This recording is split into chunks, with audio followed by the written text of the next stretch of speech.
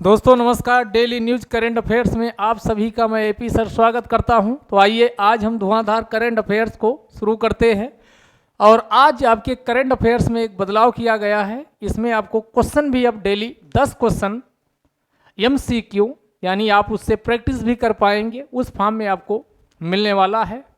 और ये बहुत जल्द आपको टाइपिंग फॉर्म में आपको मिलेगा PDF। तो आज टाइपिस्ट जो था वो था नहीं, इस वजह से इसमें आपको आज हाथ से ही लिखा हुआ है। तो आइए सबसे पहले शुरू करते हैं। तो इसमें दोनों चीज़ें आपको मिलेंगी, जिनको क्वेश्चन प्रैक्टिस करना है तो शुरू से, और इसमें एक्सप्लेनेशन भी आपको बहुत सारा मिलने वाला है। और इसके साथ ही दूसरा जिसको डिटेल में करना, उसके लिए हमने सारी स्लाइड सारी चीज़ें तैयार कर ली है। तो उसको भी आपको दोनों तरीके से आप क्वेश्चन भी प्रैक्टिस कर पाएंगे और साथ में डिटेल एनालिसिस भी समझ पाएंगे। तो शुरू में आइए हम क्वेश्चन शुरू करते हैं। तो अभी आपको पता है कि 25 दिसंबर को सुशासन दिवस मनाया गया। और पहला क्वेश्चन आपसे क्या पूछ रहा है, पहले क्वेश्चन पे आ जाइए। तो पहला क्वेश्चन आपसे पूछा जा रहा है कि निम्नलिखित कथनों पर विचार कीजिए। पहला स्टेटमेंट, सुशासन दिवस कब 25 दिसंबर को मनाया जाता है। ये अगला है, इसकी उद्घोषणा भारत सरकार के द्वारा 2018 में की गई थी। अब पूछ रहा है यहाँ उपयुक्त में से कौन सा कथन सही है। यानी बताना है कि दोनों स्टेटमेंट सही है कि केवल एक सही है या दोनों में से दोनों गलत हैं। तो इसका सही आंसर जान लीजिए, पहला वाला गलत सही है, दूसरा स्टेटमेंट गलत है। आप कहेंगे क्यों गलत है? क्योंकि इसकी अनाउंसमेंट 2014 में की गई थी। कब की गई थी? 2014 में की गई थी। तो ये पहला स्टेटमेंट क्या हो, दूसरा स्टेटमेंट गलत हो गया। तो सही जवाब क्या हो गया? यानी पहला वाला, केवल एक स्टेटमेंट क्या है, सही है। अब यहाँ ये सुशासन दिवस गुड गवर्नेंस डे मनाया क्यों जाता है? तो अगर गुड गवर्नेंस डे की बात करें तो यह पूर्व प्रधानमंत्री, भारत के पूर्व PM अटल बिहारी वाजपेयी जी की जयंती के उपलक्ष्य में, अटल बिहारी वाजपेयी जी की जयंती के उपलक्ष्य में 25 दिसंबर को सुशासन दिवस या गुड गवर्नेंस डे के रूप में मनाया जाता। आप कहेंगे 25 दिसंबर ही क्यों? क्योंकि 25 दिसंबर 1924 को ही इसी दिन ग्वालियर में, कहाँ? तो ध्यान दीजिएगा, ग्वालियर मध्य प्रदेश में कौन पैदा हुए थे? तो ये पूर्व प्रधानमंत्री अटल बिहारी वाजपेयी जी का जन्म हुआ था। बात करें अटल बिहारी वाजपेयी, तो ये ध्यान दीजिएगा, ये 10 बार लोकसभा के अध्यक्ष और 2 बार राज्यसभा के अध्यक्ष व कई अपोजिशन में भी विपक्ष के भी नेता रहे हैं। और पहली बार पूछा जाए लोकसभा ये कब बने थे मेंबर, तो 1957 में। कहाँ? तो ये बलरामपुर सीट से, कहाँ? बलरामपुर सीट से पहली बार लोकसभा सदस्य बने थे, 2 बार राज्यसभा, और 1996 और 98 2 बार ये प्रधानमंत्री भी भारत के बनते हैं। इसके अलावा ये संयुक्त राष्ट्र संघ के मंच पर पहले ऐसे प्रधानमंत्री थे जो भारत का प्रतिनिधित्व किया, और हिंदी में भाषण देने वाले भी प्रथम प्रधानमंत्री बन जाते हैं। और इनके द्वारा बहुत सारे, यानी 1900, आप देखोगे कि 1998 से 2004 के बीच जब ये प्रधानमंत्री बनते हैं तो बहुत सारे डेवलपमेंट प्रोजेक्ट लेके आते हैं, चाहे स्वर्णिम चतुर्भुज की योजना हो, या आप गांवों में देखोगे हर मौसम में अब आप रोड बन चुकी हैं। तो प्रधानमंत्री ग्रामीण सड़क योजना की बात हो 2000 या 1999 की, जो आप टेलीकॉम संचार देख रहे हो, टेलीकॉम पॉलिसी की बात हो, या फिर अन्य जो आप क्वाड्रिलेटरल स्वर्णिम चतुर्भुज योजना की बात हो, दिल्ली, मुंबई, चेन्नई, कोलकाता, इन सब की नींव किसके द्वारा रखी गई थी? तो पूर्व प्रधानमंत्री अटल बिहारी वाजपेयी, और अटल बिहारी वाजपेयी जी के द्वारा 1999 में कारगिल विजय को फतह किया जाता है, और 1998 में पोखरण परीक्षण भी किया, पोखरण परीक्षण सेकंड वाला किया जाता है। इसके अलावा एक बात और ध्यान रखिएगा, 1977 में जब मोरारजी देसाई की सरकार बनती है तो ये विदेश मंत्री भी, यानी विदेश मंत्री का इन्हें पद दिया जाता है। और सबसे लास्ट में कि 2015 में, ध्यान दीजिएगा, 2015 में भारत का सर्वोच्च सम्मान भारत रत्न से भी इन्हें नवाजा गया था। तो पहले क्वेश्चन से इतनी बातें आपको पता चल चुकी होंगी। अगला स्कीम है कौन सा? Seed scheme. अब ये स्कीम चर्चा में रहती है। सीड स्कीम ये आपकी पूछ रहा है कि ये सीड, दूसरा क्वेश्चन है सीड योजना किस मंत्रालय का पहल है? आप भी सोचेंगे सीड माने बीज होता है और बीज से इसका लगाव कृषि एवं किसान कल्याण मंत्रालय होगा, और जैसे कृषि एवं किसान कल्याण मंत्रालय लगाओगे क्वेश्चन गलत हो जाएगा। तो इस बात का ध्यान रखिएगा। पहला ऑप्शन है कृषि एवं किसान कल्याण मंत्रालय, अगला है विधि मंत्रालय, अगला है सामाजिक न्याय एवं अधिकारिता मंत्रालय, अगला है वाणिज्य एवं उद्योग मंत्रालय। तो यहाँ पर 4 मंत्रालय आपके सामने ऑप्शन में दिए गए। बात करें यहाँ पर जो सीड है, यहाँ ध्यान दीजिएगा, ये इसकी फुल फॉर्म क्या है? Scheme for economic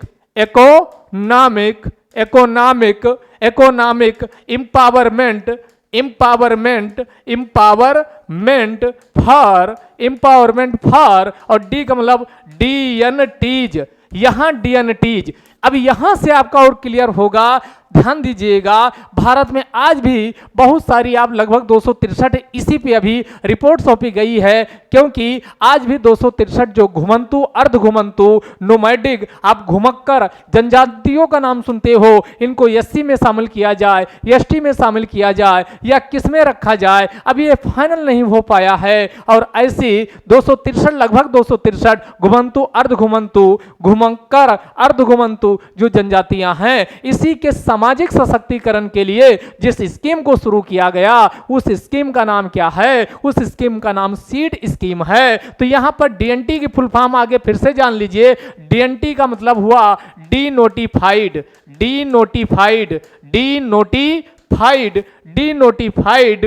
notified. Jens का मतलब हुआ नोमैडिक, यन का मतलब नोमैडिक, और इसके बाद semi nomadic and semi nomadic, और टी का मतलब है ट्राइब्स। तो इसकी फुल फॉर्म क्या निकली? तो फुल फॉर्म भी आप जान गए कि सीड क्या है। अब आपको समझ में आ चुका होगा, जो घुमंतु, अर्ध घुमंतु जनजातियां हैं, इनका कल्याण करने के लिए, इनका आर्थिक उत्थान करने के लिए सीड स्कीम को लाया गया। और अब आपका मंत्रालय इसमें समझ में आ चुका होगा, इसका सही जवाब क्या होगा? सामाजिक न्याय एवं अधिकारिता मंत्रालय। इसी को किस नाम से जाना जाता है? इसी को ministry of social justice and empowerment के नाम से जाना जाता है। किस नाम से जाना जाता? एम्पावरमेंट के नाम से जाना जाता है। तो ये आपकी अगला क्वेश्चन का भी आंसर क्लियर हो चुका होगा। किसके लिए है? सारी कुछ हमने आपको समझा दिया है। अगले क्वेश्चन की ओर चलते हैं। क्वेश्चन नंबर 3 आप देखिएगा। 3 क्वेश्चन फिर मजेदार ऐसे टर्मोलॉजी से पीसेस, उनमें क्वेश्चन आपका पूछ लिया जाता कि फला शब्द किसके द्वारा दिया गया। तो उत्तर प्रदेश की चमक और शान शौकत अब बदल रही है, ऐसा दावा वर्तमान सरकार के द्वारा किया जा रहा है।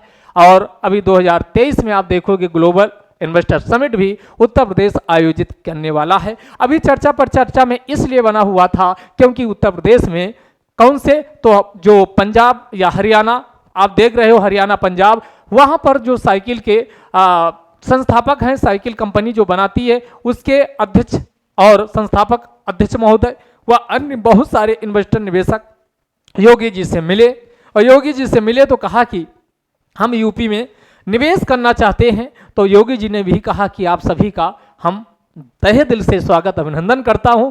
किसका, कौन राज्य नहीं चाहेगा कि उस राज्य में निवेशक आए, निवेश करें। तो ऐसी इसलिए चर्चा में बीमारू राज्य फिर से आ गया। तो एक समय था कि मेरे प्यारे दोस्तों कि बीमारू उत्तर प्रदेश की गिनती किसमें की जाती थी? बीमारू राज्य में ये BI से इसमें किसको शामिल किया जाता था? बिहार। और MA से इसमें क्या? MP को। R से इसमें किसको? राजस्थान को। और U से इसमें UP, यानी कि बिहार, MP, राजस्थान और यूपी, इन 4 राज्यों को मिलाया जाता था तो इन्हें बीमारू राज्य कहा जाता था। बीमारू का मतलब हुआ जैसे आदमी कोई बीमार होता है तो कभी भी क्या किया जाता है, इनका हमेशा अच्छी, यानी कोई भी अच्छे से काम नहीं कर पाता, तो इन 4 राज्यों को बीमारू राज्य, जहां पर शिक्षा का स्तर चौपट, बेरोजगारी चरम पर, इसके बाद रोजगार के नाम पर पूरा का पूरा चौपट, शिक्षा, स्वास्थ्य, आवास और बुनियादी ढांचे, गरीबी, बेरोजगारी, ये सब चरम पर हुआ करती थी। और यहाँ पर जनसंख्या वृद्धि भी तीव्र गति से दिन दूनी रात चौगुनी से वृद्धि कर रही थी। तो इसीलिए एक अर्थशास्त्री थे, संख्याविद, स्टेटिक्स के प्रोफेसर थे, उनके द्वारा कौन सा यानी शब्द ये क्वाइंड किया गया था, सबसे पहले बीमारू शब्द प्रयोग किया था। तो वही इसमें है कि पिछड़े राज्यों जिनमें बिहार, मध्य प्रदेश, राजस्थान व उत्तर प्रदेश के लिए प्रयुक्त शब्द बीमारू किसने गढ़ा था? गढ़ा था का मतलब हुआ कि क्वाइंड किया था, पहली बार प्रयोग किया था। 4 ऑप्शन आपके सामने दिख रहे हैं, आप यानी कौन? आशीष बोस, आशीष नंदी, अमर्त्य सेन और रघुराम राजन। 4 आपके सामने ऑप्शन हैं। अब आप भी आंसर सोच लिए होंगे, लगाइए।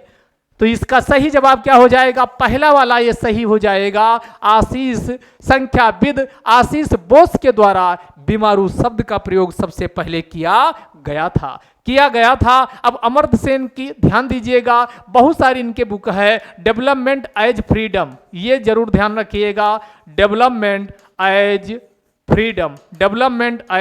फ्रीडम, ये इनकी क्या है? अमर्त्य सेन की क्या है? बुक है। और अमर्त्य सेन को 1998 में क्या?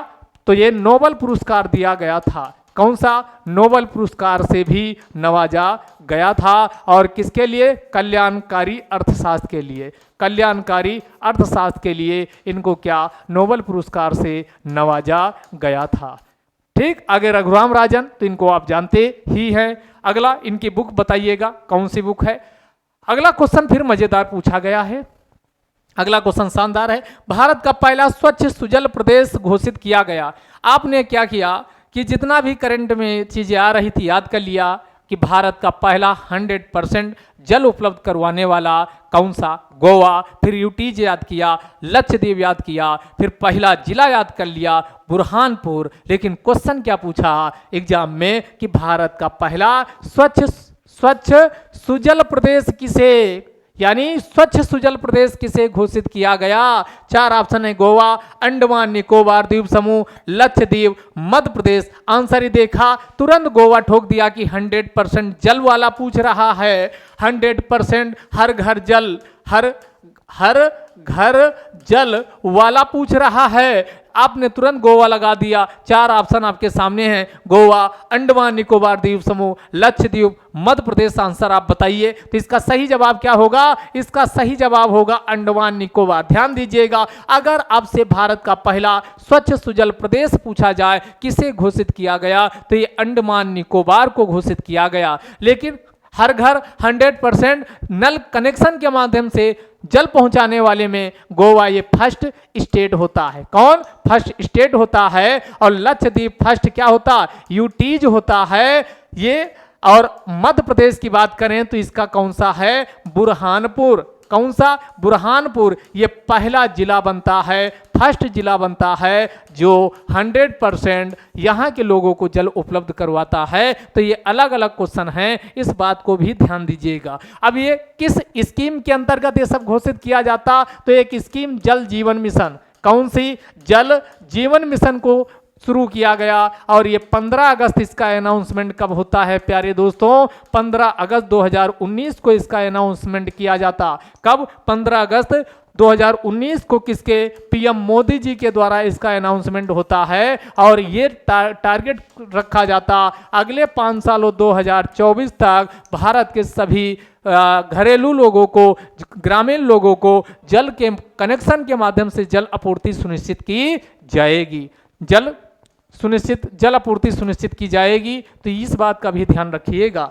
अगला क्वेश्चन आते हैं, अगला क्वेश्चन देखते हैं। अगला, हाल ही में उत्तर प्रदेश की किस जेल को 5 स्टार, ध्यान दीजिएगा, 5 स्टार कौन सी रेटिंग पूछ रहा? 5 स्टार रेटिंग से सम्मानित किया गया है। इस टाइप के क्वेश्चन आपके एग्जाम में आना यूपी स्पेशल के पॉइंट ऑफ व्यू से भी इंपॉर्टेंट है। तो इसमें ध्यान दीजिएगा, हाल ही में उत्तर प्रदेश की किस जेल को कौन सी 5 रेटिंग पूछ रहा है। 4 ऑप्शन है, बुलंदशहर जेल को, बरेली जेल को, नैनी जेल को, बाराबंकी जेल को। तो सही जवाब क्या होगा प्यारे बच्चों?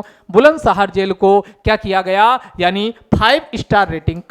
कौन सी स्टार? 5 स्टार रेटिंग दी गई है। और ये 5 स्टार रेटिंग देता कौन है? तो फसाई के द्वारा दी जाती food safety standard authorisation authority of India. Food safety, इसकी फुल फॉर्म भी लिख लीजिए, पूछता है। Food safety standardisation authority of India, इसी को फसाई कहा जाता है। और इस फसाई के द्वारा यानी जेलों में जो खाने पीने की व्यवस्था है, ईटिंग, वो कितनी यानी हाइजीनिक है और कितना क्वालिटेटिव फूड कैदियों को दिया जाता है, इन सब के मानकों के आधार पर क्या किया जाता है, यानी 3 स्टार 5 स्टार रेटिंग की जाती है। तो बुलंदशहर की जेल को फसाई के द्वारा, जो भारत में खाद्य मानक को तय करती है, इसके द्वारा यानी क्या किया गया, 5 स्टार रेटिंग दी गई। ये फसाई की स्थापना पूछे तो ये 2005 के एक्ट के अंतर्गत, ये 2005 का एक्ट है, 2005 के एक्ट के अंतर्गत फसाई की स्थापना की गई थी। इस प्रकार फसाई जब एक्ट से बने तो एक प्रकार की सांविधिक निकाय है, स्टैट्यूटरी बॉडी है। कौन सी है? स्टैट्यूटरी बॉडी है। मंत्रालय पूछे फसाई का कौन है, तो मिनिस्ट्री ऑफ फूड यानी मिनिस्ट्री ऑफ खाद्य मंत्रालय। तो ये खाद्य मंत्रालय तो मिनिस्ट्री ऑफ फूड के अंतर्गत इसे स्थापित किया गया है। इसको किसके अंतर्गत? मिनिस्ट्री ऑफ फूड के अंतर्गत इसे स्थापित किया गया है। बात समझ में आई? तो यहां से इतनी बातें आपको ध्यान रखिएगा। इसके पहले आप देखोगे तो मध्य प्रदेश में कौन सा? भोपाल, मध्य प्रदेश का भोपाल रेलवे जो स्टेशन है उसे भी 5 स्टार रेटिंग दी जा चुकी है। तो इसके अलावा आगे आप ध्यान रखिएगा, 5 स्टार रेटिंग पाने वाला एमपी का कौन? Bhopal railway station. एमपी का भोपाल रेलवे स्टेशन को भी 5 स्टार रेटिंग दी जा चुकी है। आगे चले, बुलंदशहर आया है। तो बुलंदशहर आपको पता है एनसीआर में आता है। एनसीआर का एक प्रकार का, एनसीआर दिल्ली से सटा हुआ जिला है। एनसीआर के जिला आपको बताए थे कि आपको ट्रिक क्या बताए थे बाबू? गा, ये बताए थे 4। तो यहां से 4 आपके याद हो जाएंगे। यानी बा से क्या हो गया? बदायूं हो गया। अगले बा से कौन? सॉरी, बा से यहां बदायूं नहीं, बा से क्या हो जाएगा? बागपत। तो इसमें कौन? बाबू। तो इसमें गा। तो ये आपका कौन हो गया? हाँ, बा से आपका कौन हो जाएगा? इसमें बदायूं आता है। अगला बा से बुलंदशहर, बू से बुलंदशहर हो जाएगा, बुलंदशहर। इसके बाद यानी गाजियाबाद। अगला गौतम बुद्ध नगर। 4 जिले हो गए, 4 जिले ये हो गए। और 4 जिले और आपको बताए थे कौन कौन से? तो मेरठ हमने कहा था चौधरी चरण सिंह वाला, और मेरठ है तो कौन आएगा? हापुड़ आएगा। मेरठ है तो कौन आएगा? हापुड़ आएगा। उसके बाद आपको बताए थे कौन? शामली यानी यस, ये MSS। तो इसमें कौन? ये सहारनपुर हटा दीजिए, इसमें नहीं आता है, यानी मुजफ्फरनगर और कौन? शामली। तो इसमें कौन? मुजफ्फरनगर, शामली। मुजफ्फरनगर और साथ में शामली।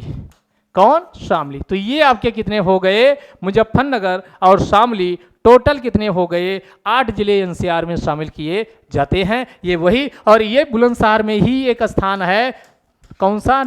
आपका नरौरा।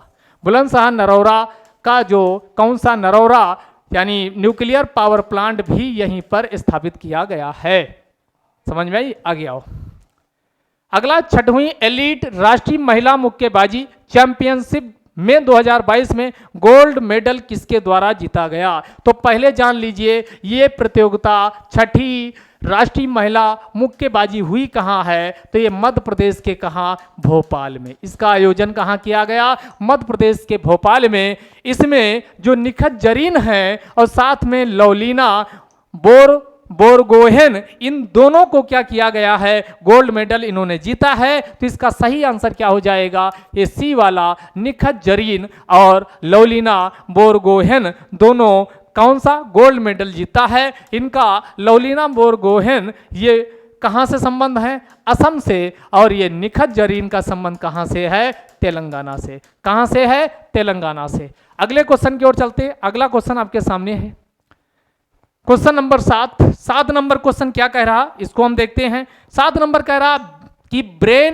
ब्रेन ईटिंग अमीबा से पहली मौत कहाँ हुई? यानी अमीबा जब दिमाग को खाने लगे और खा के दिमाग, कहते नहीं, एक तो होता है कि आप बोलते हो दिमाग मत खाइए, रियल में अमीबा जो सूक्ष्म जीव होता है उसके द्वारा दिमाग को खाया जाए और खाने से पहली बार भी इसमें हुआ कि एक मौत हो गई। वो देश कौन सा है? 4 ऑप्शन आपके सामने हैं, जापान, दक्षिण कोरिया, चीन और भारत।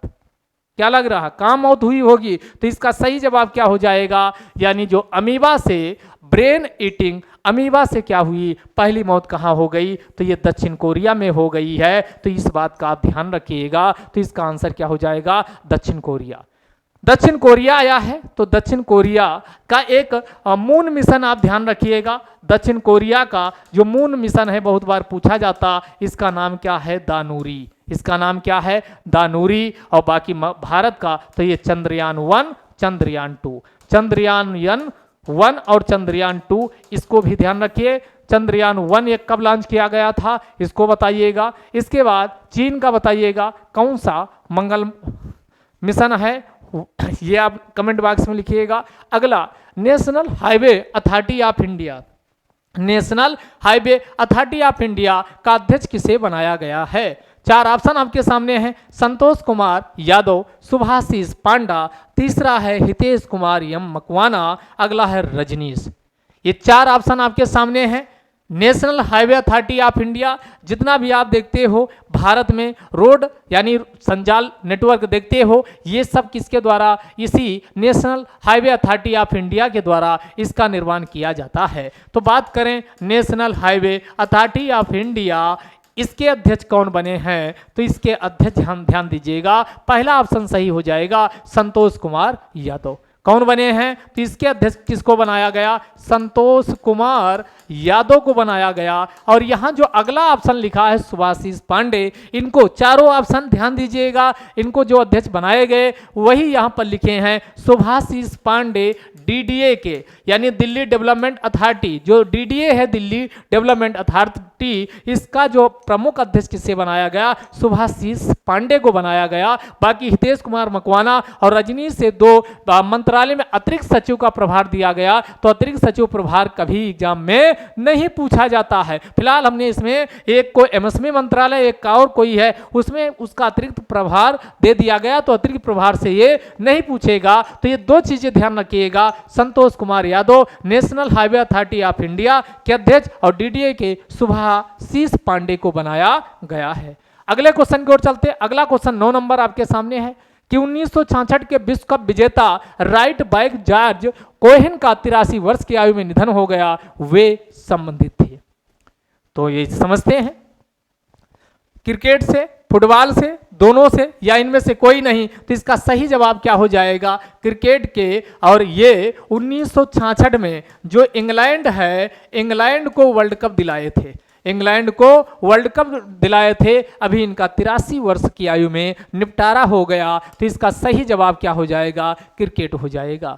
अगला क्वेश्चन नंबर 10, ये भी इंपॉर्टेंट है।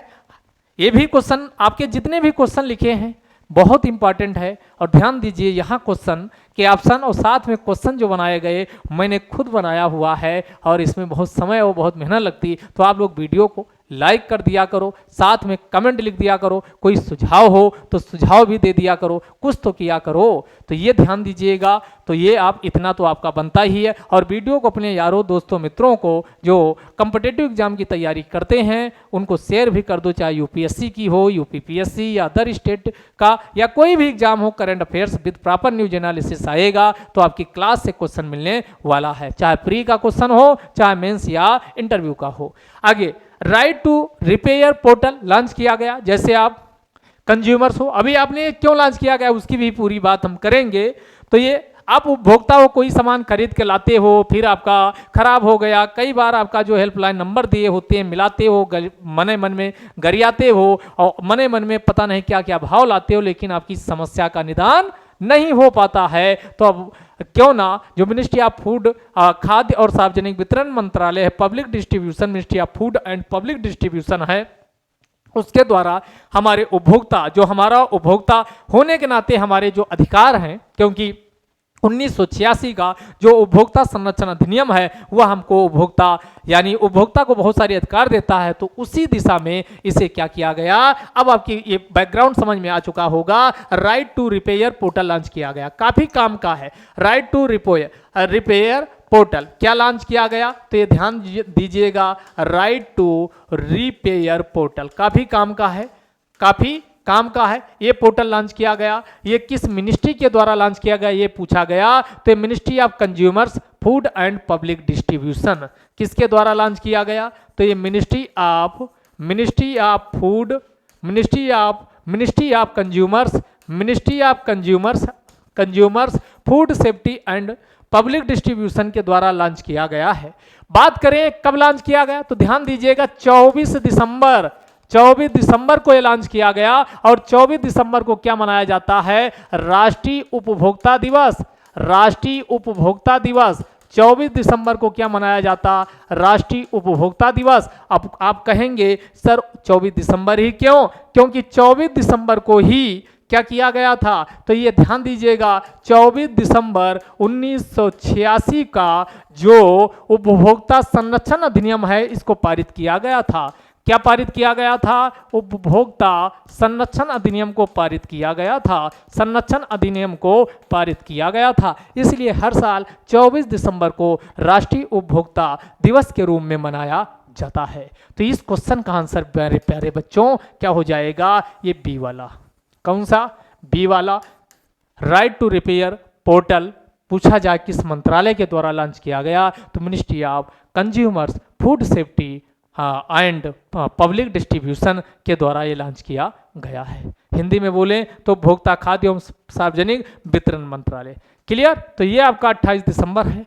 अब इसमें जो चीजें हमने आपको बताया है वही यहाँ पर अन्य अब डिटेल एनालिसिस आपको करने वाले, तो जिन लोगों को केवल क्वेश्चन देखना तो अपना जा सकते हैं, 10 क्वेश्चन उनका हो गया। लेकिन इसमें जो अब प्रॉपर न्यूज एनालिसिस अब चालू होने वाली है ये काफ़ी होलिस्टिक है, इसमें बहुत सारी चीज़ें एक्स्ट्रा हैं जो आपको वहाँ पर नहीं बताई गई। तो अगर हमसे कहेंगे देखना चाहिए कि नहीं आगे, तो बिल्कुल देखिए, बहुत सारी चीज़ें इसमें मिलने वाली है। हमने बात किसकी की थी, पीछे याद करिए, सीड वाला। तो सीड की फुल फॉर्म क्या है, scheme for economic empowerment of DNTs।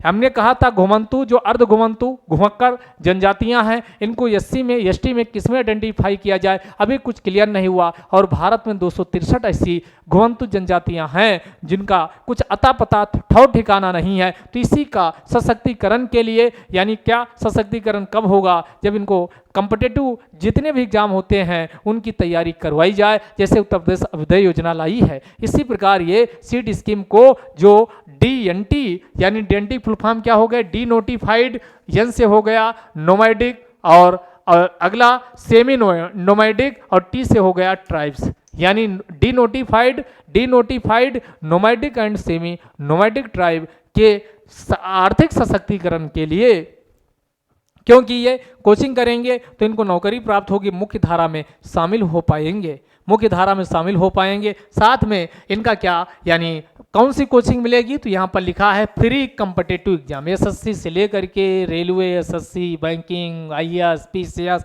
सब एक प्रकार की कोचिंग की सुविधा इनको दी जाती है। तो ये कोचिंग सुविधा इसमें दी जाती है। और हेल्थ इंश्योरेंस केवल कोचिंग की सुविधा नहीं, इसमें आर्थिक, हमने क्या कहा, आर्थिक सशक्तिकरण के लिए है, होलिस्टिक डेवलपमेंट के लिए है। तो इसमें स्वास्थ्य से संबंधित इंश्योरेंस इनको मिलता है, घर वर रहने के लिए मिलते हैं, यानी हाउसिंग असिस्टेंट दी जाती है। और साथ में इनकी आजीविका, चूंकि आजीविका चौपट टाइप की होती है, तो आजीविका लाइवलीहुड के अवसर पैदा हों, तो इसके लिए प्रयास भी, इनिशिएटिव भी भारत सरकार के द्वारा उठाए जाते हैं। तो ये स्कीम लॉन्च कब की गई मेरे प्यारे बच्चों, ये फरवरी 2022 में, 22 वाली स्कीम है, तो सीडी ताजी है, तो ये 2022 फरवरी 2022 में इसे लॉन्च किया गया है। 200 करोड़ रुपए से लॉन्च किया गया और इसका टाइम पीरियड कितना रखा गया है तो 2021-22 से लेकर के, यानी 2021-22 से लेकर के 22 से लेकर के और 25-26 तक रखा गया है।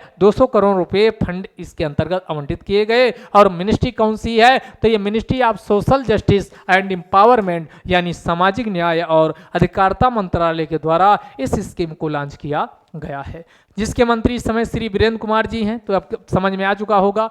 इसके अलावा और ध्यान दीजिएगा, स्वच्छ भारत मिशन ग्रामीण, ये काफी चर्चा में बना हुआ है। तो स्वच्छ भारत मिशन ग्रामीण, इसे कब तो ये सेंट्रली स्पॉन्सर्ड स्कीम है, यानी एक होती है, समझ लीजिए सेंट्रल सेक्टर स्कीम, एक होती है सेंट्रल सेक्टर स्कीम और एक स्कीम सेंट्रल सेक्टर का मतलब हुआ 100% जब फंडिंग केंद्र सरकार करती है तो उसी को सेंट्रल सेक्टर स्कीम के नाम से जाना जाता। लेकिन जब केंद्र और राज्य मिल करके फंडिंग करे, क्योंकि ध्यान दीजिएगा जो स्वच्छता है ये राज्य सूची का विषय है, सैनिटेशन ये राज्य सूची का विषय है, किसका है, राज्य सूची का विषय है, इसीलिए केंद्र के द्वारा राज्य को सहायता दी जाती है। तो ये प्रधानमंत्री मोदी जी के आह्वान पर 2014 में गांधी जयंती पर 2 अक्टूबर 2014 को स्वच्छ भारत के उद्देश्य से स्वच्छ भारत मिशन ग्रामीण को लॉन्च किया गया है। तो ये 2 अक्टूबर 2014 को लॉन्च होती है। इसमें ओपन जो खुले में लोग लोटा लेकर के भागते थे, इससे मुक्ति दिलाने के लिए यानी इस स्कीम को लाई गई है। और ये टारगेट सेट किया गया था कि 2 अक्टूबर 2019 जब हम गांधी जी की 1869 से लेकर के यानी उनका जन्म हुआ 2 अक्टूबर 1869 और 2019 यानी 150वीं बर्थ एनिवर्सरी मना रहे होंगे, तो पूरे भारत को खुले से शौच मुक्त कर दिया जाएगा। तो इसी को सुनिश्चित करने के लिए कौन प्रधानमंत्री स्वच्छ भारत मिशन ग्रामीण को शुरू किया गया है। इसमें किया क्या जाता है तो आपको पता है कि इसमें ग्रामीण स्तर पर जितने भी हाउस होल्ड हैं उनको टॉयलेट की सुविधा प्रदान की जाती है। क्लियर, आगे आओ। अगला फिर ये मिनिस्ट्री ऑफ जल शक्ति के द्वारा क्या क्या भी किया गया ये हम देख लेते हैं। मिनिस्ट्री ऑफ जल शक्ति, मिनिस्ट्री ऑफ जल शक्ति के द्वारा कौन कौन से इनिशिएटिव लिए गए हैं, उनका क्या रिजल्ट रहा। अब ये जो एनालिसिस होती है, यकीन मानिए मेरे प्यारे बच्चों दोस्तों, एक टॉपिक से आपके 20 क्वेश्चन बनता है, 20 क्वेश्चन बनता है। आप अच्छे से पूरा एक बार सुनते रहिए और पूरी क्लास में बने रहिए, यकीन मानिएगा क्वेश्चन तो आएगा ही आएगा। जल शक्ति मंत्रालय की एक स्कीम मोस्ट इंपॉर्टेंट है जिसका नाम है जल जीवन मिशन। कौन सी स्कीम है भाई, जल जीवन मिशन है। तो ये जल जीवन मिशन कब लॉन्च की गई तो ये 15 अगस्त 2019 को मोदी जी के द्वारा अनाउंसमेंट किया गया कि बहुत हुआ, भारत को अगर स्वास्थ्यमय बनाना है, सुखमय बनाना है, शांतमय बनाना है तो हर एक नागरिक का स्वास्थ्य बेहतर होना चाहिए। और इसके लिए जो मेन रूट्स देखा गया तो गंदा पानी है, गंदला जल या प्रदूषित पानी पीने से बहुत सारा भारत सरकार को यानी लोग बीमार होते हैं और इससे जो मानव संसाधन उसका नुकसान होता है और भारत सरकार को स्वास्थ्य पर बहुत सारा खर्च करना पड़ता। क्यों ना हम नागरिक को ही जागरूक बनाएं और जो सुरक्षित पेयजल है और स्वस्थ पेयजल है, इसमें स्वच्छ जल है, इसको पहुंचाएं। इसी को सुनिश्चित करने के लिए यानी नल के माध्यम से जलापूर्ति हो। तो ये कितना ध्यान दीजिएगा, 2024 तक ये टारगेट रखा गया कि हर घर में हम जल उपलब्ध करवा देंगे, वो भी यानी नलकूप के माध्यम से टैप वाटर सप्लाई। अब देखा गया जब ये 19 में शुरू किया गया तो ये कितना 3.23 करोड़ लोगों के पास नलकूप लगे थे।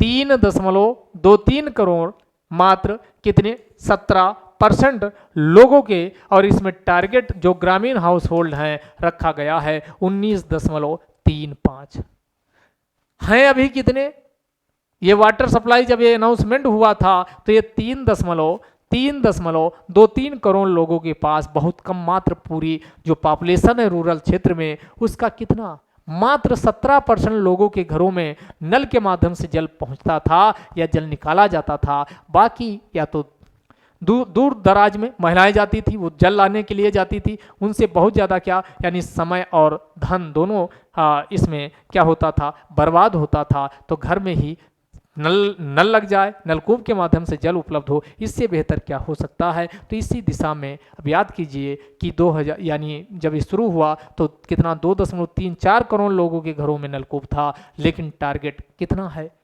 ये 19.35 करोड़ लोगों को नलकूप के माध्यम से जल उपलब्ध करवाया जाए, और इसमें काफ़ी सफलता भी मिली है।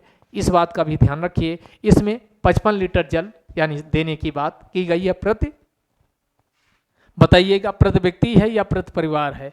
इसके अलावा जल जीवन मिशन चला तो बहुत सारी अचीवमेंट रही हैं, उनको आप बता सकते। 100% हर घर यानी जल पहुंचाने का जो एक टारगेट था, सबसे पहले फर्स्ट राज्य कौन बना, गोवा।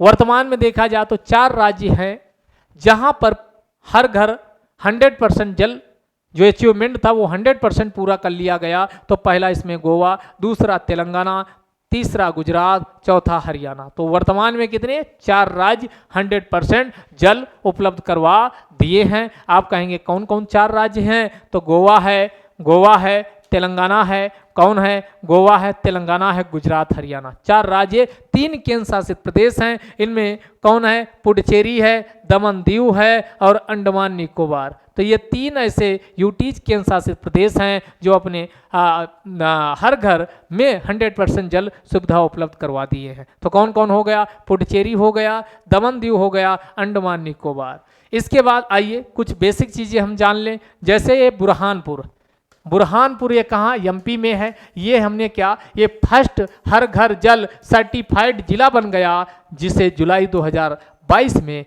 यह खिताब प्राप्त हुआ। तो ये बुरहानपुर ध्यान रखिएगा, पहला जिला बना जो 100% जल उपलब्ध करवा दिया। इसके बाद गोवा, ये पहला फर्स्ट स्टेट बनता है जो हर घर जल उपलब्ध करवाता। यूटीज की बात करी जाए तो यूटीज में कौन, दादरा एवं नगर हवेली, दमन दीव।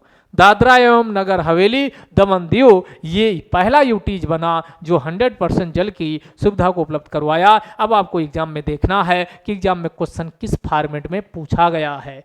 अगर पहला जिला पूछे तो बुरहानपुर मध्य प्रदेश लगाइएगा, पहला राज्य पूछे तो आंसर आप क्या लगाओगे, तो आप कहोगे सर गोवा, और पहला यूटीज पूछे तो दमन दीव एवं दादरा नगर हवेली ये लगाओगे। और इसी के बाद आगे देखिएगा, अगर पहला फर्स्ट यानी सुजल स्टेट पूछे तब हमने क्या कहा, अभी जो क्वेश्चन आपको बनाए थे अंडमान निकोबार, तब आंसर लगाइएगा। आइए इसमें अगला देखते हैं। इसी के बाद फिर क्या किया गया कि जल जीवन सर्वेक्षण टूल किट 2023 हुआ, जल जीवन सर्वेक्षण जल जीवन मिशन 2023 डैशबोर्ड भी जारी किया गया। ऐसे डैशबोर्ड से भी क्वेश्चन आते हैं। ये कब, ये डेट याद रखिएगा, ये नया है 21 अक्टूबर 2022 को जो भारत के उपराष्ट्रपति हैं जगदीप धनखड़, इसमें राज्यों के स्तर पर और जिला के स्तर पर, राज्यों के स्तर पर, जिला के स्तर पर, पंचायतों के स्तर पर जल की स्थिति क्या है, इसका रियल बेसिस पे रियल टाइम मॉनिटरिंग की जाएगी। तो ये रियल टाइम मॉनिटरिंग सर्वे इत्यादि के लिए कौन सा जल जीवन सर्वेक्षण टूल किट व डैशबोर्ड कब 21 अक्टूबर 2022 को भारत के उपराष्ट्रपति जगदीप धनखड़ के द्वारा क्या किया गया है, यानी ये जारी किया गया। तो ये किसके लिए है, तो ये है better performance and improved water service delivery in rural areas. जो ग्रामीण क्षेत्र में है तो उसमें जल जो उपलब्ध हो रहा है, उपलब्ध करवाया जा रहा, उसकी क्वालिटी क्या है और कितनी आसानी से जल उपलब्ध हो रहा, यानी रूरल क्षेत्र में लोगों को किसी दिक्कत का सामना तो नहीं करना पड़ रहा है। तो इसी को सुनिश्चित करने के लिए इसे शुरू किया गया है। अगला यहाँ पर देखिएगा, अंडमान निकोबार आइलैंड ये पहला फर्स्ट स्वच्छ सुजल प्रदेश बनता है, जिसे सितंबर, ये देखो कितना लेटेस्ट है, सितंबर 2022 में अंडमान निकोबार आइलैंड पहला ये बनता है जिसे किसका सर्टिफिकेट मिलता, स्वच्छ सुजल प्रदेश का सर्टिफिकेट दिया जाता है। इसके अलावा अगर अन्य चीज़ों की हम बात करें कि भारत के सबसे बैकवर्ड क्षेत्र जिसे एस्पायरेशनल डिस्ट्रिक्ट घोषित किया गया आकांक्षी जिला, और इस प्रकार भारत के 112 आकांक्षी जिला में यह कार्यक्रम चल रहा है, जिनमें से 8 ऐसे जिले हैं, 112 में से ये संख्या चिंतनीय है, 8 ऐसे जिले हैं जो 100% टेप वाटर वहां पर नलकूप के माध्यम से जल पहुंचा दिया गया है।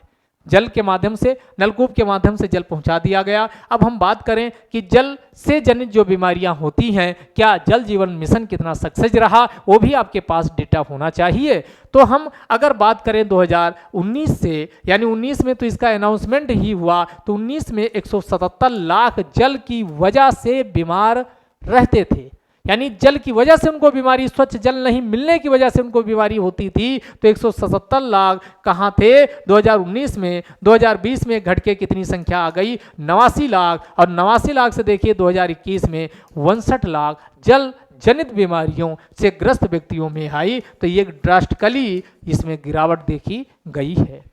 ये बताता है कि जल जीवन मिशन की कितनी अहमियत थी, कितना इंपॉर्टेंस था। तो जल जीवन मिशन से संख्या देख लीजिए, मेंस निबंध में जरूरत के हिसाब से आ जाए तो वहां पर लिखिए 177 लाख जल से जनित बीमारियां जो होती थी वो बीमार रहते थे। 177 लाख कब? 2019 में, 2020 में 89 और 2021 आते आते कितना? ये 62 लाख हुआ। तो इसमें काफी गिरावट देखी गई है। ये डेटा किसके द्वारा? तो ये अभियान चल रहा है कौन? ये आपका एक कार्यक्रम national centre for disease control, national centre for, ये आपका सेंटर है national centre for disease control के द्वारा ये डेटा यानी दिया गया है। तो इसको भी आप रिलाई कर सकते हो। इसके अलावा स्वच्छ जल से सुरक्षा अभियान, ये भी पूछा जा सकता है। स्वच्छ जल से सुरक्षा अभियान, लोगों में जागरूकता है, क्योंकि हम कई बार क्या अवेयरनेस की नहीं होने की वजह से चीजें बेहतर नहीं कर पाते। तो स्वच्छ जल से अभियान, स्वच्छ जल से सुरक्षा अभियान कब? तो ये अवेयरनेस, जागरूकता, स्वच्छता के संबंध में जागरूकता चलाने के लिए स्वच्छ जल से अभियान नामक पहल की गई, जो 2 अक्टूबर 2022 से शुरू हुई है। ये 26 जनवरी गणतंत्र दिवस जब आएगा तब 26 जनवरी 2023 तक यानी स्वच्छ जल से सुरक्षा अभियान चलेगा। स्वच्छ जल का इंपॉर्टेंस बताया जाता है। तो ये सब प्रयास इसमें किए जाते हैं। तो ये जल जीवन मिशन, कोई दिक्कत किसी को नहीं होनी चाहिए। अगर डेली आप प्रॉपर वे में क्लास देखते हो तो किसी को कोई किसी भी क्वेश्चन में कोई समस्या ही नहीं होनी चाहिए। आगे देखिएगा, अगला है आपका कौन सा? सामर्थ्य मिशन। एक हमने सामर्थ्य स्कीम मिनिस्ट्री ऑफ टेक्सटाइल वाली डिस्कस की थी। तो एक एक चीजें क्लियर रखिए, ये सामर्थ्य मिशन है, सामर्थ्य स्कीम नहीं। सामर्थ्य स्कीम का संबंध जो सूती वस्त्र उद्यम है उसको प्रमोट करने के लिए है, और ये कौन है? सामर्थ्य मिशन। सामर्थ्य मिशन किसके लिए शुरू किया गया? तो ये मिनिस्ट्री ऑफ पावर, अब पता चल चुका है ये बिजली वाला है। तो ये मिनिस्ट्री ऑफ किसके यानी पावर के द्वारा इसमें शुरू किया गया है, मिनिस्ट्री ऑफ पावर के द्वारा। और इसकी सामर्थ्य की फुल फॉर्म क्या? एस से हो गया सस्टेनेबल, ए से हो गया एग्रेरियन, और एम से हो गया मिशन ऑन यूज ऑफ, अगले ए से हो गया एग्री, अगला रेसिड्यू, जो एग्रीकल्चर के अवशेष होते हैं उनको कैसे बिजली में कन्वर्ट किया जाए, और टी से हो गया टीएच से थर्मल पावर प्लांट। यानी एक प्रकार का ये नेशनल मिशन है जो किस पे? बायोगैस का प्रयोग करता है, और बायोगैस का प्रयोग करते हुए यानी जो बिजली बनाई जाती है तो इसमें जो अवशेष होते हैं कृषि जैसे पराली हो गई, पराली का प्रयोग करके बिजली बना दो, या अन्य सब्जियां, बहुत सारा कूड़ा करकट होता है, या घर का फसल का अवशेष बच जाता है तो उसको जलाया जाता, तो उससे बहुत सारे प्रदूषण फैलता है, वायु प्रदूषण फैलता है। तो इसी से निजात पाने के लिए समर्थ मिशन है, ये समर्थ मिशन को शुरू किया गया। तो मिनिस्ट्री ऑफ पावर के अंतर्गत है। तो इस बात का भी आप ध्यान रखिएगा। समर्थ मिशन के बाद अगला है उजाला योजना। तो उजाला योजना एक उज्ज्वला है और यह है उजाला। तो उजाला की फुल फॉर्म क्या है? तो उन्नत ज्योति, यानी ज्योति का मतलब प्रकाश वाली, प्रकाश ज्योति, चमक, ज्योति by affordable LED bulb for all. इसकी फुल फॉर्म है यानी उन्नत ज्योति बाई एफोर्डेबल, एल से मतलब एलईडी फॉर ऑल। कौन सी फुल फॉर्म हो गए? Unnat Jyoti by affordable LED for all, यानी सभी लोगों को फ्री में नहीं, यहां स्टेटमेंट एग्जाम में लिख देगा फ्री में एलईडी दिए जाएंगे, नहीं, वहनी कीमत पर, कम कीमत पर। जो महंगे महंगे एलईडी आते थे जब सस्ते कीमत पर उपलब्ध करवा दिया जाए तो आप लोग भी आराम से खरीद लेते हो। तो उजाला फैलाने के लिए हमें एलईडी सस्ती और बिजली कम खर्चा वाली उपलब्ध करवाना होगा। तो इसी को सुनिश्चित करने के लिए 5 जनवरी 2015 को कौन सी उजाला योजना, 5 जनवरी 2015 को कौन सी उजाला योजना शुरू की गई। इसमें एलईडी बल्ब हो गए, एलईडी ट्यूबलाइट हो गई, एनर्जी बचत करने वाले जो पंखे हैं उनको सस्ते कीमत पर एफोर्डेबल स्तर पर बेचे जाते हैं। तो ये भी ध्यान दीजिएगा। और जो परंपरागत तरीके के आकुशल जो आप विभिन्न प्रकार के पंखे, बल्ब और एलईडी लाइट से प्रयोग करते थे उनको प्रतिस्थापित करता है। रिप्लेसमेंट के लिए इसे शुरू किया गया है। और इसी दिन एक और कार्यक्रम शुरू किया गया, जो रास्ते हैं, रास्तों में लाइट की सुविधा हो, क्योंकि अंधेरा रहेगा तो उससे बहुत सारी चीज़ें बाधित होती हैं। तो इसीलिए जो स्ट्रीट लाइट, कौन सा कार्यक्रम, SLNP यानी स्ट्रीट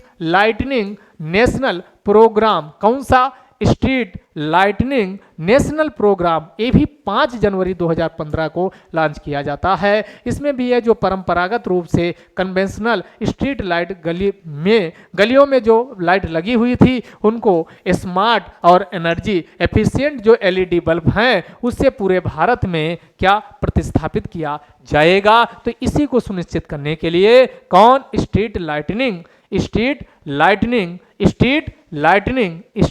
लाइटनिंग नेशनल प्रोग्राम को शुरू किया गया। तो उजाला और स्ट्रीट लाइटनिंग नेशनल प्रोग्राम दोनों किस मंत्रालय के हैं, मिनिस्ट्री ऑफ पावर। समझ गए। अगला रेलवे बोर्ड, तो रेलवे बोर्ड का चेयरमैन व सीईओ अब किसको बना दिया गया, तो ये अनिल कुमार लाहौटी किसको बनाया गया, अनिल कुमार लाहौटी को यानी अब रेलवे बोर्ड का अध्यक्ष बना दिया गया। और ये विनय कुमार त्रिपाठी का स्थान लेंगे। किसका स्थान लेंगे, विनय कुमार त्रिपाठी का स्थान लेंगे। अगला दुनिया के 10 शीर्ष व्यंजन पूछा जाए, उसमें भारत खान पान के मामले में, पकवान के मामले में भारत कितना, तो भारत टॉप 5 में शामिल है। 5वें नंबर पे भारत में खान पान, सोच लीजिए एक समय आता हम भी खान पान में नंबर 1 पे हो जाते, कितना अच्छा था। नंबर 1 पे इटली है, नंबर 2 पे यूनान है, नंबर 3 पे स्पेन, नंबर 4 पे जापान। तो शुरू के खान पान के जो शीर्ष देश हैं जो खान पान पे बहुत ज़्यादा ध्यान देते हैं, तो उनमें कौन, नंबर 1 पे कौन है, नंबर 1 पे इटली का डोसा पोसा कितना आप सुनते हो, तो ये इटली डोसा, तो ये इटली है। नंबर 2 पे कौन, यूनान है उसी के बगल, तो इटली यूनान। और नंबर 3 पे कौन है, स्पेन। तो 3 तो ये टॉप वाले 3 यूरोप के ही देश हैं, कौन, इटली, यूनान, स्पेन। और चौथा है जापान और 5वां है भारत। सर्वश्रेष्ठ ट्रेडिशनल जो व्यंजन शुरू से कभी दादा परदादा और शुरू लोग खाते थे, आज भी आप देखते हो उसी प्रकार का व्यंजन घरों में बनता है। तो ये परंपरा आज भी चल रही है। तो इसमें कौन सबसे टॉप कौन है, कार्य यानी ये पूछा जा सकता कार्य कहाँ का व्यंजन है, तब आपको लगेगा क्वेश्चन किस दुनिया से पूछ लिया गया, दुनिया नहीं करंट में चर्चा में था। तो कार्य जापान का है, पिकनहा ब्राजील का, पिकनहा ट्रेडिशनल व्यंजन पूछा जाए तो कार्य जापान का, पिकनहा ब्राजील का, अमेजोअस ए बुल्हावो पाटो ये नाम पुर्तगाल का है। ऐसे नाम तो पुर्तगालियों के थे ही, Alfonso de Albuquerque, Francisco de Almeida, ऐसे नाम थे, तो ऐसे नाम से लग रहा पुर्तगाल का है। अमेजोअस ए बुल्हावो पाटो ये कहाँ का, पुर्तगाल का है। तो कार्य जापान का, पिकनहा ब्राजील का, और टंग बावो और गोटी ये कहाँ का ट्रेडिशनल व्यंजन है, चाइना का। टंग बावो, टांग वांग खा जाते हैं चाइना के लोग, गोटी बना के, टांग की गोटी बना के खाते हैं, तो ये टांग बावो कौन सा, ये टांग बावो गोटी पूछा जाए तो टांग बावो और गोटी ये चाइना का है।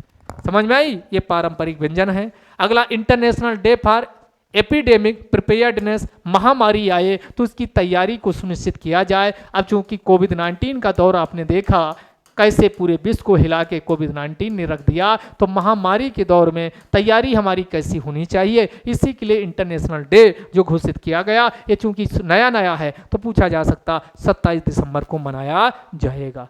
कब, 27 दिसंबर को मनाया जाएगा। अगला IIT कानपुर के वैज्ञानिकों ने आर्टिफिशियल हेड तैयार किया। तो पूछा जा सकता है यूपी स्पेशल के पॉइंट ऑफ व्यू से इंपॉर्टेंट है कि कहाँ के वैज्ञानिकों ने हाल ही में आर्टिफिशियल कृत्रिम तरीके से हृदय का निर्माण किया है, तो ये IIT कानपुर के वैज्ञानिक के द्वारा। अगला PM मोदी जी के द्वारा, जब PM मोदी कहीं बोलते हैं तो एग्जाम में क्वेश्चन बन जाता, तो आप पूछा जा सकता है कि 75वें कौन सा, तो ध्यान दीजिएगा PM मोदी ने क्या चीज, तो PM मोदी के द्वारा श्री स्वामी नारायण गुरुकुल राजकोट आया, तो मतलब ये कहाँ का है, गुजरात का है। तो ये मोदी जी के द्वारा श्री स्वामी नारायण गुरुकुल राजकोट संस्था के 75 साल ये हो गए तो ये 75 अमृत महोत्सव को संबोधित किया। ध्यान दीजिएगा, इसकी स्थापना किसके द्वारा की गई थी? तो महाराज श्री धर्म जीवन दास। ये पूछ लेगा श्री स्वामी नारायण गुरुकुल राजकोट संस्था का स्थापना किसने किया था? तो महाराज श्री धर्म जीवन दास, महाराज श्री धर्म जीवन दास, और ये 1948 में हुई थी। तो 1948 से मिला लीजिए तो आपकी कितना हो जाएगा? 75 साल इस साल पूरा हो रहे हैं। तो 1948 में महाराज श्री धर्म जीवन दास के द्वारा श्री स्वामी नारायण गुरुकुल राजकोट संस्था की स्थापना की गई। ये इसलिए इंपॉर्टेंट है क्योंकि ये नेशनल इंपॉर्टेंस का ये संस्थान है। तो इसका 75वां जो अमृत महोत्सव था उसको पीएम मोदी जी के द्वारा संबोधित किया गया है। अगला है बॉम्ब साइक्लोन। बॉम्ब साइक्लोन क्या होते हैं? एक प्रकार का देखिएगा, जब अचानक से ध्यान दीजिएगा कोई वायु गर्म होकर उठती है और उसका अचानक से कंडेंसेशन संघनन होता है। तो जब संघनन होता है या गर्म वायु और ठंडी वायु का अचानक से तेजी से सम्मिलन होता है, आपस में मिलती है, तो इससे फ्रंट बनते हैं और इससे अचानक क्या पैदा हो जाते हैं? साइक्लोन। जो इस प्रकार के साइक्लोन पैदा होते हैं उसी को बॉम्ब साइक्लोन कहा जाता है। अभी चर्चा में इसलिए है क्योंकि अमेरिका और कनाडा में ये उत्पन्न हुए हैं और इसकी देखिएगा एक शर्त ये है कि 24 मिली बार यानी 24 घंटे के अंदर 24 मिली बार दाब जो है ये अचानक गिरना चाहिए।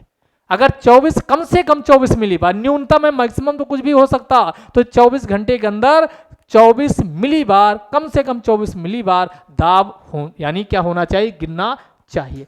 ये दाब होना चाहिए, न्यूनतम इतना दाब होगा तभी आपका क्या हो जाएगा? बॉम्ब साइक्लोन बनेंगे। और जब बॉम्ब साइक्लोन बनते हैं तो क्या क्या ये तबाही मचाते हैं? जो तबाही मचाते हैं वो आपके सामने लिखा है।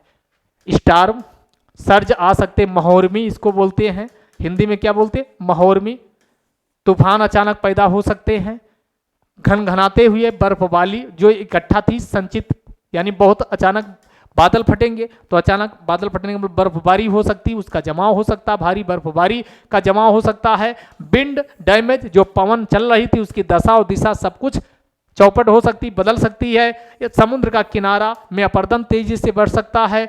और थंडर, बिजली की चमक, गरज और करक के साथ यानी गमगमाहट के साथ थंडर स्टॉर्म, त्वरित झंझा पैदा हो सकता। इसके अलावा भारी भरकम बरसात, वर्षण, ओला और बरसात यानी क्या? प्रेसिपिटेशन हो सकता है। तो ये सब घटनाएं जब भी बॉम्ब साइक्लोन होता है तो ये आपको देखने को मिलता, कुल मिला के पूरे मौसम को प्रभावित करता है। तो ये था आज का करंट अफेयर्स का डिस्कशन। इसकी पीडीएफ आपको कहाँ मिलेगी? Learning by AP sir Telegram channel पे, वहाँ आप उसको ज्वाइन कर लीजिए। वहाँ पर ये पीडीएफ आपको फ्री में उपलब्ध करवा दी जाती है। और डेली करंट अफेयर्स में आना मत भूलिए। कल से हम लोग यानी 10 क्वेश्चन भी और साथ में ये डिटेल एनालिसिस सब कुछ इसमें देखते हैं। और यकीन मानिए इसके बाहर एग्जाम में न क्वेश्चन पूछा जाएगा और न पूछा गया है। जो पीछे से होंगे फॉलो कर रहे होंगे उनको पता होगा कि यहाँ से आता ही आता है। तो अगले कल वीडियो में फिर मिलेंगे, तब तक के लिए जय हिंद, जय भारत।